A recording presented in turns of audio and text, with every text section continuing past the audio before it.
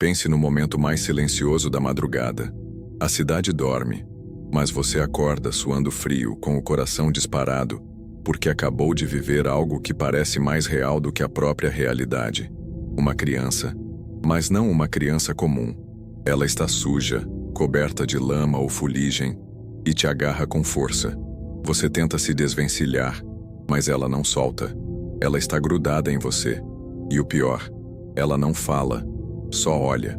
Um olhar que atravessa a alma, que cobra alguma coisa de você. Mas o quê? Agora imagine que esse sonho não é apenas um delírio da sua mente cansada.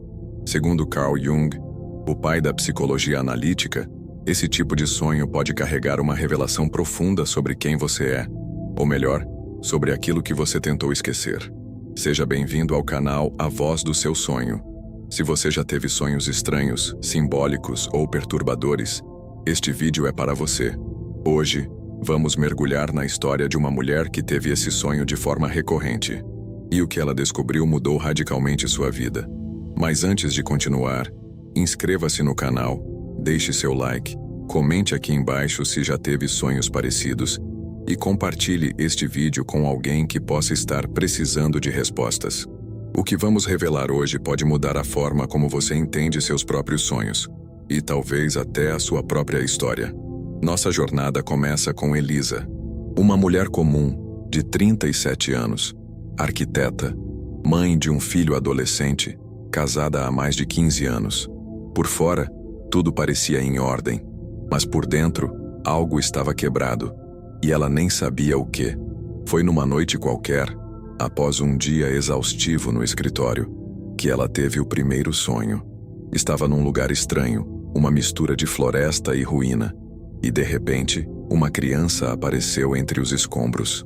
Estava suja, magra, com o rosto coberto de terra e os olhos fundos. A criança se agarrou em sua perna e não soltava. Elisa acordou gritando, o corpo trêmulo, como se tivesse vivido aquilo de verdade. No começo, ela achou que fosse apenas um pesadelo, mas o sonho voltou, e voltou de novo. Às vezes, a criança gritava, outras, apenas chorava, mas em todas as vezes, ela estava suja, e Elisa se sentia suja também, como se aquele contato manchasse sua alma. Foi quando ela decidiu buscar ajuda. Não queria apenas explicações rápidas ou interpretações místicas vazias. Queria entender de verdade o que estava acontecendo dentro dela. Foi assim que chegou até a psicoterapia junguiana. Carl Gustav Jung acreditava que os sonhos são mensagens do inconsciente, que usam símbolos universais, os chamados arquétipos, para se comunicar conosco. Para Jung, uma criança em um sonho não é apenas uma representação literal.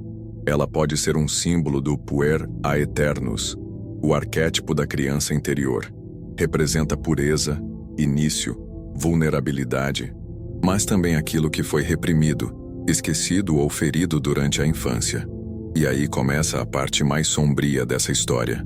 Durante as sessões, Elisa começou a mergulhar no próprio passado. Aos poucos, fragmentos esquecidos vinham à tona. Recordações nebulosas da infância, de uma casa onde o silêncio era imposto com violência, de um pai ausente e uma mãe severa, de momentos em que chorou sozinha num canto, coberta de poeira, sem que ninguém a acolhesse. A criança suja do sonho. Era ela mesma? Mas então, por que essa figura onírica estava agarrada a ela, sujando-a, atormentando-a noite após noite? A resposta, segundo a psicóloga que a acompanhava, estava num dos conceitos mais poderosos de Jung: a sombra. A sombra é tudo aquilo que reprimimos em nós mesmos. Medos, traumas, impulsos, desejos proibidos, dores que não quisemos sentir. Tudo o que não aceitamos em nós é empurrado para essa parte oculta do inconsciente. Mas ela não desaparece. Ela vive e se manifesta, muitas vezes em sonhos. A criança suja era a sombra infantil de Elisa. Aquela parte ferida, rejeitada, abandonada. E agora ela estava de volta, agarrada ao corpo adulto, exigindo ser vista, reconhecida e, o mais difícil, acolhida. Mas o que acontece quando ignoramos por muito tempo esse chamado interior? É aí que o sonho começa a se transformar. E no caso de Elisa, O que começou como um pedido silencioso, logo se tornaria um grito. Você acha que entende os seus sonhos? Acha que sabe o que está por trás daquilo que sua mente projeta enquanto você dorme? Espere até ouvir o que aconteceu com Elisa na noite em que tentou enfrentar essa criança. Essa foi apenas a primeira parte da nossa história. Se você está curioso para saber como esse sonho se transforma e o que ele revela de mais profundo na alma humana, aguarde a parte 2. Mas antes, me diga nos comentários: você já sonhou com alguma criança desconhecida? Já teve a sensação de que o sonho estava tentando te dizer algo que você se recusa a ouvir? Na noite em que Elisa decidiu enfrentar a criança em seu sonho, algo mudou profundamente. Até então, ela acordava assustada, sempre fugindo, sem coragem de encarar o olhar daquela figura suja e silenciosa. Mas dessa vez, determinada a buscar respostas, ela quis permanecer. Fechou os olhos antes de dormir, respirou fundo e repetiu para si mesma que, acontecesse o que acontecesse, não ia mais correr. No sonho, estava de novo no mesmo lugar. Era um lugar estranho, como um galpão abandonado misturado a ruínas de um antigo castelo. O cheiro era de terra úmida e mofo. O vento sibilava entre as paredes quebradas, carregando vozes que sussurravam palavras incompreensíveis.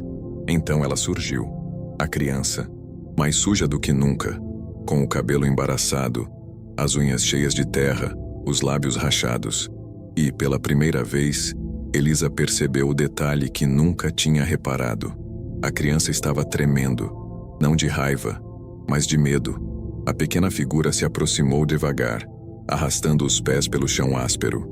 E quando chegou perto, se lançou nos braços de Elisa, agarrando-se a ela com tanta força que parecia querer fundir seus corpos.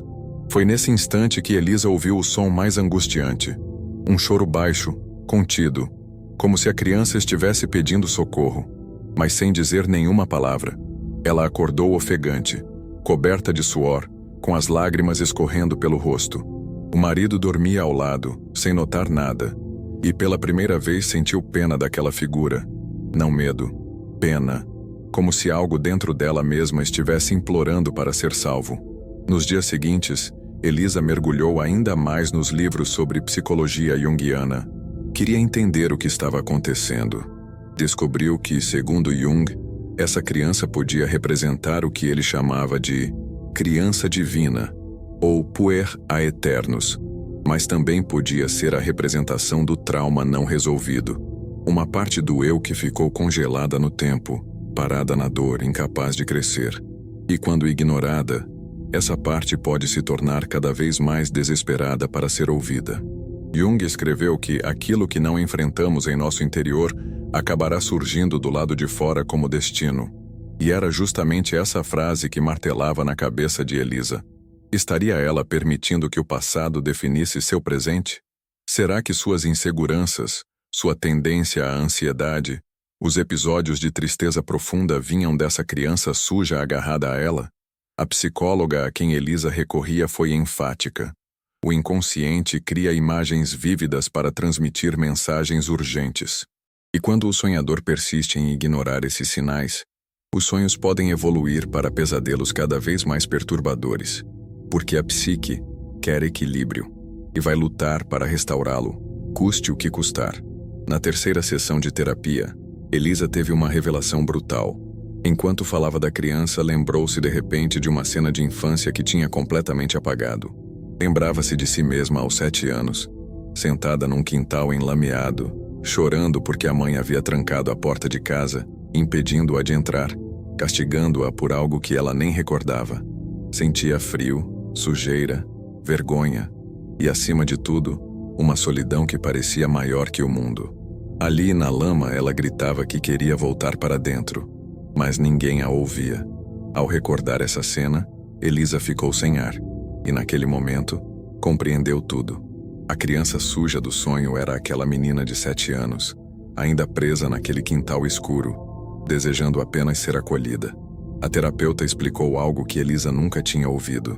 Quando vivemos algo traumático, mas não temos recursos para lidar com aquilo, seja por sermos muito pequenos ou frágeis emocionalmente, nossa psique divide aquela parte ferida e a coloca num lugar profundo do inconsciente. essa parte fica lá, estagnada, sem evoluir, e volta nos sonhos, nos medos, até mesmo nos relacionamentos tentando chamar nossa atenção. Mas havia algo ainda mais perturbador, porque nem sempre a figura da criança suja significa apenas a própria infância ferida. Às vezes, segundo Jung, ela carrega também algo coletivo, uma culpa familiar, um segredo que se transmite inconscientemente através das gerações.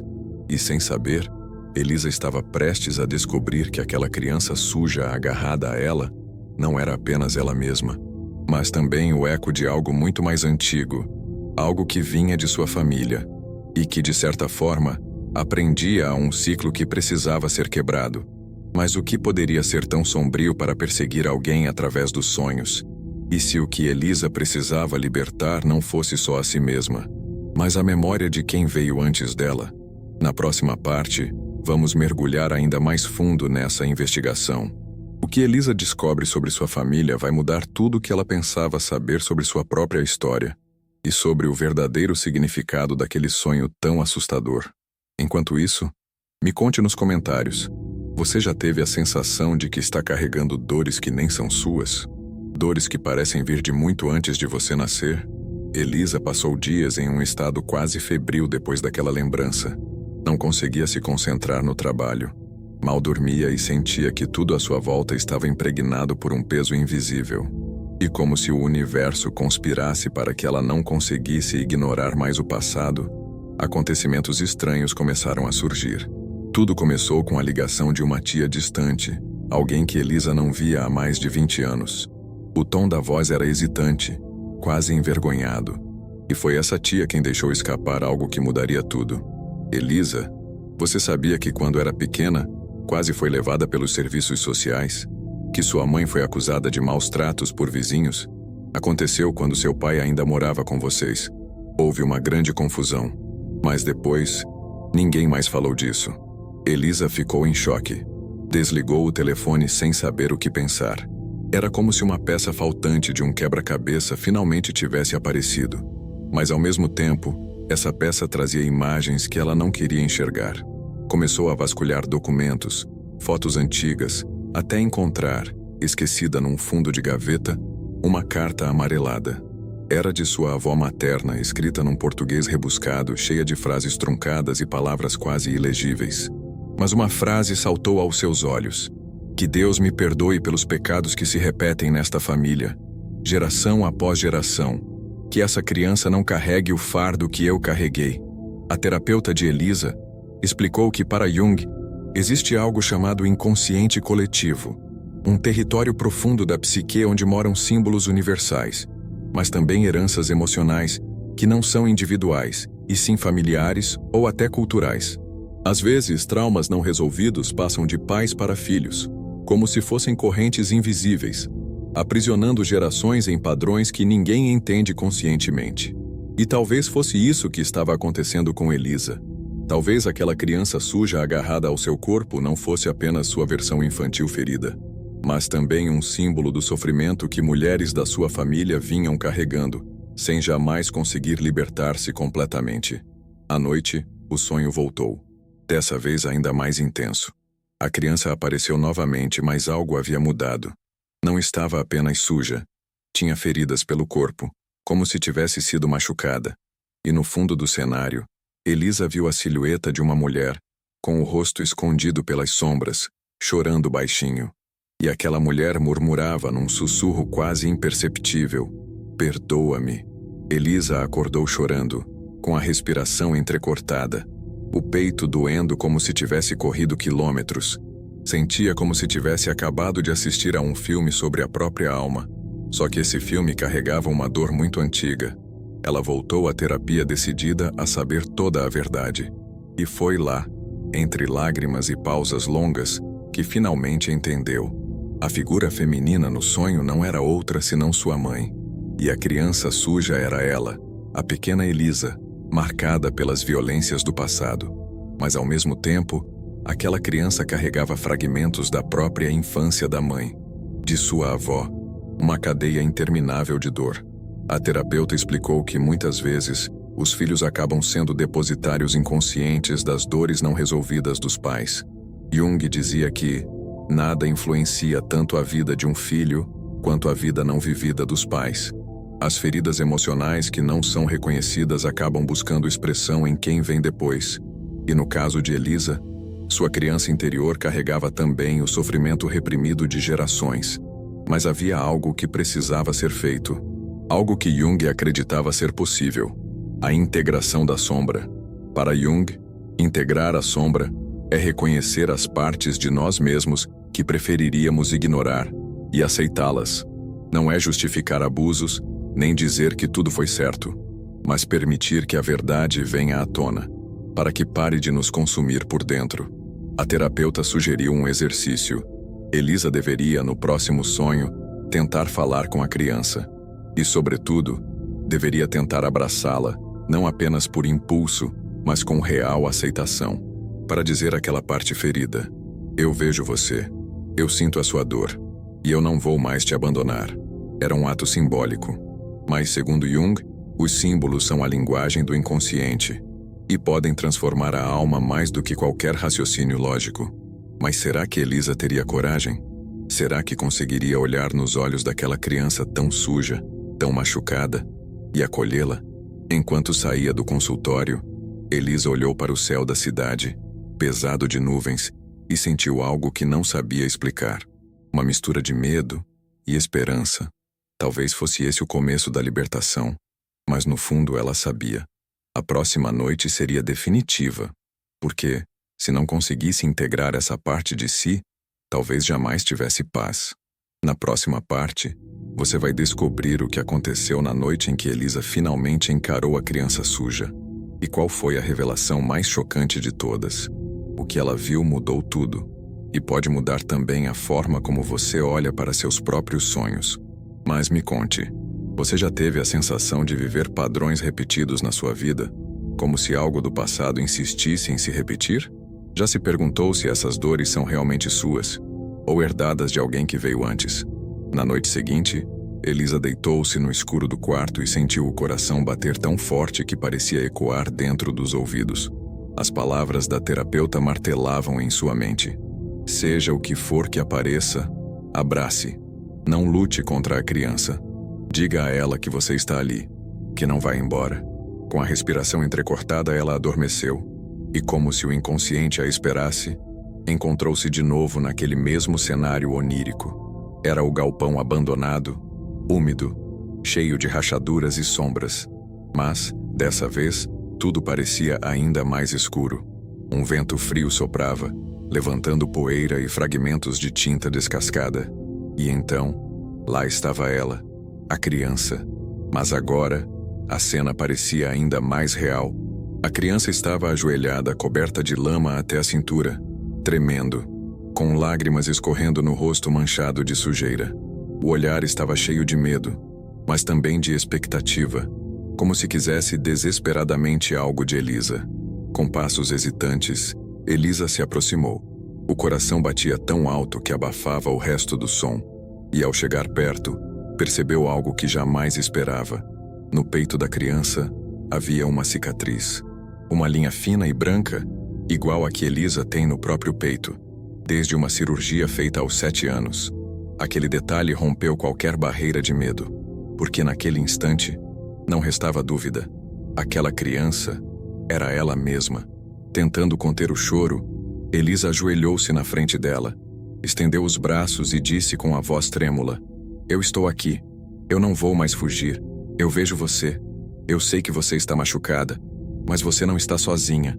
Você é parte de mim, e eu prometo cuidar de você. Foi então que algo extraordinário aconteceu. A criança levantou o rosto, os olhos marejados, e num fio de voz quase inaudível, disse a primeira palavra desde o início dos sonhos: perdão. Nesse momento a criança se atirou nos braços de Elisa, agarrando-se a ela com força. Mas, em vez de sentir a lama sujá-la, Elisa sentiu uma onda de calor percorrer seu corpo. Uma sensação de leveza tão intensa que parecia poder flutuar. As paredes do galpão começaram a se desmanchar em luz dourada. O vento frio cessou. e a lama desapareceu dos braços da criança, revelando um vestido limpo, azul claro, como o céu de um dia sem nuvens. Quando acordou, Elisa estava chorando, mas eram lágrimas diferentes. Não havia medo, apenas um imenso alívio. Era como se algo tivesse finalmente sido libertado dentro dela. Na sessão de terapia daquela semana, a terapeuta sorriu ao ouvir o relato. Disse que, segundo Jung, esse era um exemplo perfeito de integração da sombra, quando o inconsciente deixa de manifestar-se em formas assustadoras e passa a cooperar com a consciência, porque aquilo que é aceito deixa de nos ferir. A criança suja era a representação da dor de Elisa, mas também de sua força, de sua pureza, da parte dela que sobreviveu apesar de tudo. Mas havia ainda a última revelação. Quando Elisa voltou a falar com sua tia, descobriu o segredo completo. Sua mãe também tivera uma infância marcada por abandono e violência. E a avó antes dela também. Uma linhagem inteira de mulheres forçadas a esconder dor, vergonha e medo. A criança suja agarrada a Elisa não era só ela. Era a dor acumulada de gerações. Uma dor que Elisa finalmente começava a curar. Jung acreditava que, ao integrar a sombra, não salvamos apenas a nós mesmos. Salvamos também o futuro, porque interrompemos ciclos. E foi exatamente isso que Elisa percebeu. Estava criando um filho, e ao cuidar daquela criança interior, estava impedindo que a dor se repetisse na próxima geração. Hoje, Elisa ainda sonha com a criança, mas de forma diferente. Agora, ela a vê correndo livre, rindo, brincando num campo florido. E sempre que acorda, sente um sopro de esperança. A lama ficou para trás. E é por isso que, se você sonha com uma criança suja, agarrada em você, segundo Carl Jung, isso pode ser um chamado, um pedido desesperado do seu inconsciente para olhar para suas feridas, para suas dores esquecidas, ou até para histórias que não são só suas, mas de quem veio antes de você. Porque muitas vezes, os maiores monstros que nos perseguem nos sonhos são pedaços nossos que só querem ser vistos e amados. Então, eu te pergunto, você tem coragem de olhar para a sua criança interior? O que ela diria se pudesse falar? Se essa história te tocou, inscreva-se agora mesmo no canal A Voz do Seu Sonho, deixe seu like, comente aqui embaixo o que você achou e compartilhe esse vídeo com alguém que talvez precise ouvir essa mensagem. Porque assim como Elisa, todos nós temos partes sujas, machucadas, que precisam de luz. E se você quer mergulhar ainda mais fundo nesse universo fascinante dos sonhos, não deixe de assistir a esses 2 vídeos que estão aparecendo aqui na tela. Um deles revela os segredos dos sonhos mais perturbadores segundo Jung. O outro mostra como sonhos recorrentes podem mudar a nossa vida para sempre. Eu te garanto, depois de assisti-los, você nunca mais vai olhar para seus sonhos da mesma forma. Obrigado por estar aqui. Lembre-se, até mesmo os sonhos mais sombrios podem se transformar em caminho de cura. Basta ter coragem de olhar para dentro.